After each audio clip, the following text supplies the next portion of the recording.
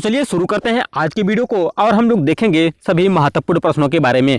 ऐसे प्रश्न जो आपके एग्जाम के लिए महत्वपूर्ण प्रश्न है और आपको इसमें फालतू के प्रश्नों को नहीं पढ़ना है। आपको सिर्फ वही प्रश्न पढ़ना है जो आपके एग्जाम में पूछा जाए, क्योंकि आपका एग्जाम एकदम नज़दीक आ गया है। पहला प्रश्न है कि किसके काल में बोर्ड ऑफ रेवेन्यू की स्थापना हुई। करेक्ट आंसर है हेस्टिंग के। किस अंग्रेज को प्रशासनिक सेवा का जनक कहा जाता है। करेक्ट आंसर है कॉर्नवालिस को। कलकत्ता में स्थित फोर्ट विलियम कॉलेज की स्थापना किसने की। तो राइट आंसर है लॉर्ड बेलेजली ने। टैक्सी एक्ट या कश्तकारी अधिनियम कब लागू हुआ। करेक्ट आंसर है 1822 में। और बैरकपुर में सैन्य विद्रोह कब आरंभ हुआ। तो बैरकपुर में 1824 ईस्वी में। किस गवर्नर जनरल का कार्यकाल शिक्षा सुधारों के लिए माना जाता है। तो राइट आंसर है विलियम बेंटिंक। और यदि जो लोग नए हैं फटाफट चैनल को सब्सक्राइब करके बेल आइकन को भी प्रेस कर दीजिए। और अभी तक वीडियो को शेयर नहीं किए हैं तो दोस्तों के पास व्हाट्सएप फेसबुक ग्रुप पे शेयर कर दीजिए ताकि वे लोग भी इन प्रश्नों को पढ़ सकें। कलकत्ता मेडिकल कॉलेज की स्थापना कब और किसने की। करेक्ट आंसर है 1835 ईस्वी विलियम बेंटिंक ने। बालिका हत्या पर प्रतिबंध कब लगाया गया। तो राइट आंसर है 1830 ईस्वी। किसे भारतीय प्रेस का मुक्तिदाता कहा जाता है। किसे भारतीय प्रेस का मुक्तिदाता कहा जाता है। तो राइट आंसर है लॉर्ड चार्ल्स मेटकॉफ को।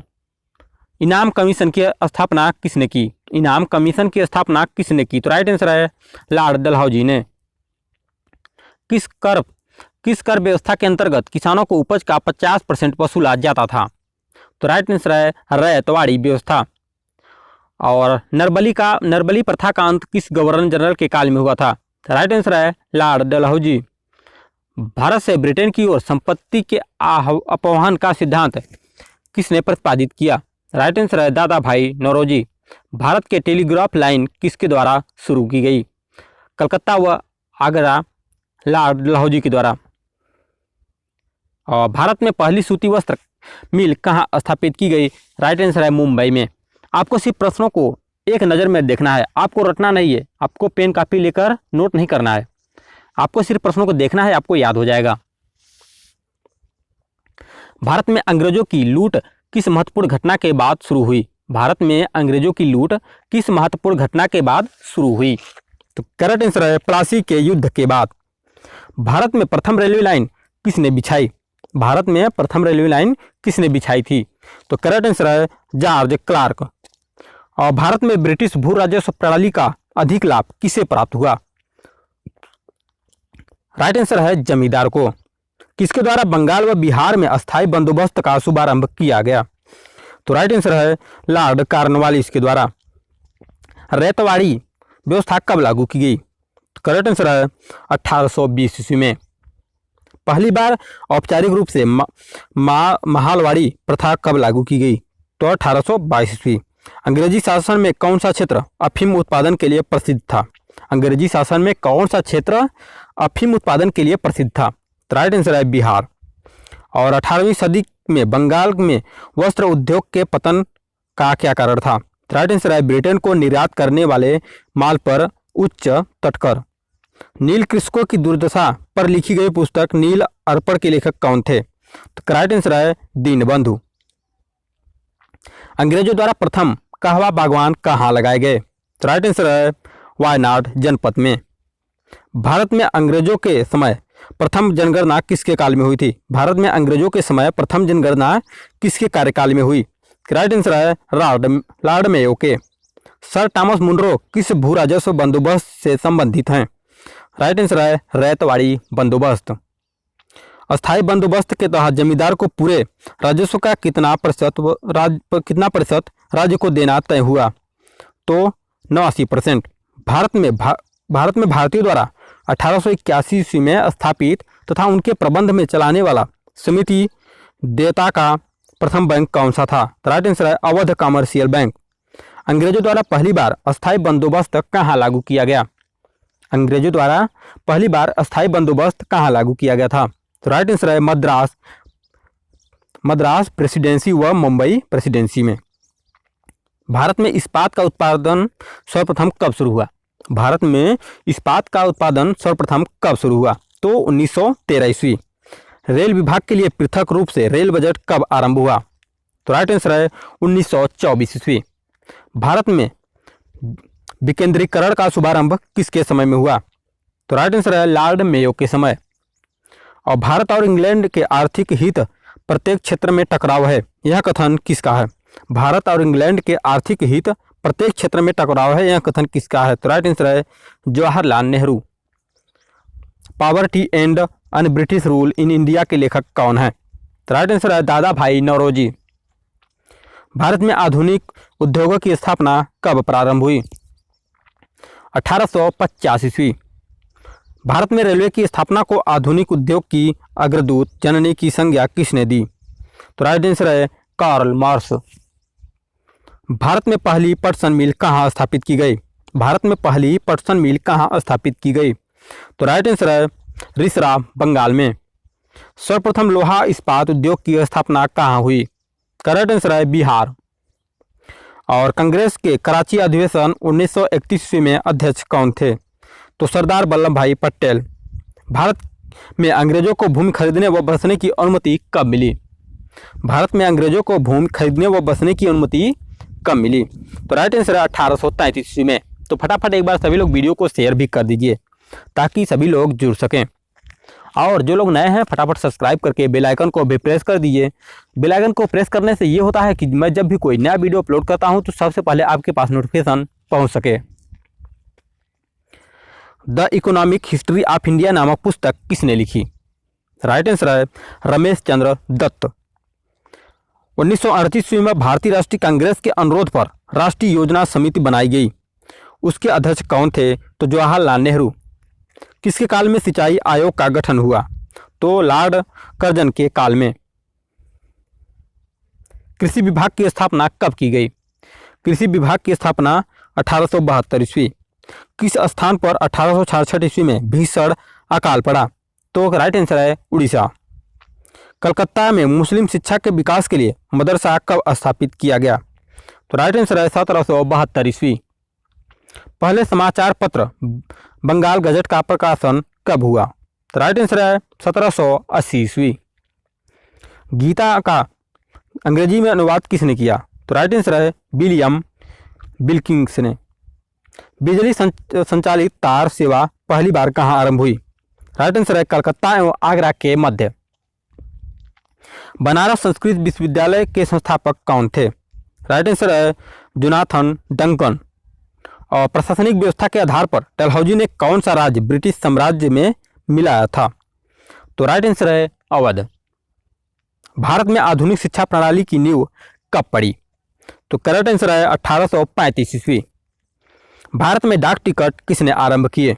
तो भारत में डाक टिकट लॉर्ड डलहौजी ने आरंभ किए। अवध के स्वायत्त राज्य की संस्थापक कौन था? अवध के स्वायत्त राज्य की संस्थापक कौन था? तो सादत खां बुरहान उन मुल्क। सुरक्षा प्रकोष्ठ नीति किससे संबंधित है? तो वारेन हेस्टिंग। किस भारतीय को रॉबर्ट क्लाइव ने बिहार की दीवान बनाया? राइट आंसर है राजा सीताराय। महाराणा रणजीत सिंह के उत्तराधिकारी कौन थे? करेक्ट आंसर है खड़क सिंह। अस्थाई बंदोबस्त का सिद्धांत किसने दिया? अस्थाई बंदोबस्त का सिद्धांत किसने दिया?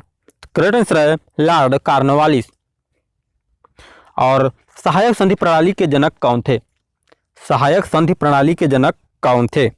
तो लॉर्ड बेलेजली। राइट आंसर है लॉर्ड बेलेजली। महारानी विक्टोरिया का घोषणा पत्र किसने पढ़कर सुनाया? तो लॉर्ड कैनिंग ने। रणजीत सिंह किस मिसल से संबंधित थे? तो राइट आंसर है सुकर चकिया। किसने अपनी राजधानी मुर्शिदाबाद से मुंगेर स्थापित की? तो करेक्ट आंसर है मीर कासिम ने। बक्सर के युद्ध 1764 ईस्वी के समय दिल्ली का शासक कौन था? बक्सर के युद्ध 1764 ईस्वी के समय दिल्ली का शासक कौन था? तो शाह आलम द्वितीय। टीपू सुल्तान की मृत्यु कब हुई? टीपू सुल्तान की मृत्यु कब हुई? करेक्ट आंसर है 1799 ईस्वी। और डिंडीगुल क्या है? डिंडीगुल क्या है? तो राइट आंसर है तमिलनाडु में एक शहर का नाम। किसके समय में कलकत्ता उच्च न्यायालय की स्थापना की गई? तो राइट आंसर है वारेन हेस्टिंग के समय। ब्रिटिश भारतीय राज्य क्षेत्र के विस्तार का अंत किसके समय में हुई? तो डफरिन के समय। करेक्ट आंसर है डफरिन के समय। ठगों का दमन किसने किया? राइट आंसर है कर्नल स्लीमैन। किसने ग्रामीण जाटों को एक सैनिक शक्ति के रूप में संगठित किया? राइट आंसर है चूड़ामन या चूड़ामणि। किस जाट राजा को जाटों का अफलातून एवं आदरणीय व विद्वान व्यक्ति कहा जाता है? तो राइट आंसर है सूरजमल। लौहगढ़ नामक किला किसने बनवाया? तो लौहगढ़ नामक किला बंदा बहादुर। किस मुगल शासक के आदेश पर बंदा बहादुर की हत्या की गई? तो राइट आंसर है फर्रुखसियर। पंजाब में सिख राज्य के संस्थापक कौन थे? तो पंजाब में रणजीत सिंह। रणजीत सिंह ने किस स्थान पर अधिकार करने के बाद महाराजा की उपाधि धारण की? तो राइट आंसर है लाहौर। और रणजीत सिंह व अंग्रेजों के बीच कौन सी संधि हुई? सभी महत्वपूर्ण प्रश्न है, आप वीडियो को फुल वॉच कीजिएगा। अभी तक आपको समझ में आ गया होगा कि कैसे प्रश्न है जो कि एग्जाम में पूछे जाते हैं। तो यही वो प्रश्न है जो आपकी एग्जाम में बार बार रिपीट होते हैं। आप वीडियो को अंत तक और ध्यान से देखिएगा। अगर आपको कोई दिक्कत है या आपका कोई प्रश्न है या कोई आपका ऐसा सब्जेक्ट है जो आपको नहीं समझ में आता है तो आप हमें कमेंट कर सकते हैं, या आपको किसी और सब्जेक्ट का वीडियो चाहिए तो भी आप कमेंट कर सकते हैं। करेक्ट आंसर है अमृतसर की संधि। पूछा गया है कि रणजीत सिंह व अंग्रेजों के बीच कौन सी संधि हुई? तो अमृतसर की संधि। अमृतसर की संधि किस नदी के दोनों ओर के राज्य क्षेत्रों के बीच सीमा निर्धारित करती थी? अमृतसर की संधि किस नदी के दोनों ओर के राज्यों के क्षेत्रों के बीच सीमा निर्धारित करती थी? तो सतलज नदी। और भारत के किस गवर्नर जनरल के समय सिंध का विलय अंग्रेजी राज्य में किया गया? Lord Ellenborough. सिंध विजय का श्रेय किसे दिया जाता है? तो सिंध विजय का श्रेय सर चार्ल्स नेपियर। भारत में सहायक संधि का जन्मदाता कौन है? भारत में सहायक संधि का जन्मदाता डुप्ले। सहायक संधि को सुनिश्चित एवं व्यापक रूप से किसने प्रदान किया? तो लॉर्ड वेलेस्ली। पंजाब के राज रणजीत सिंह की राजधानी कहाँ थी? तो लाहौर। गोद प्रथा प्रतिबंध किस गवर्नर जनरल ने लगाया? तो लॉर्ड डलहौजी ने। डेनमार्क की प्रथम व्यापारिक कंपनी का गठन कब हुआ? तो 1616 में। और बांडीवास के युद्ध में अंग्रेजों का नेतृत्व किसने किया था? बांडीवास के युद्ध में अंग्रेजों का नेतृत्व किसने किया था?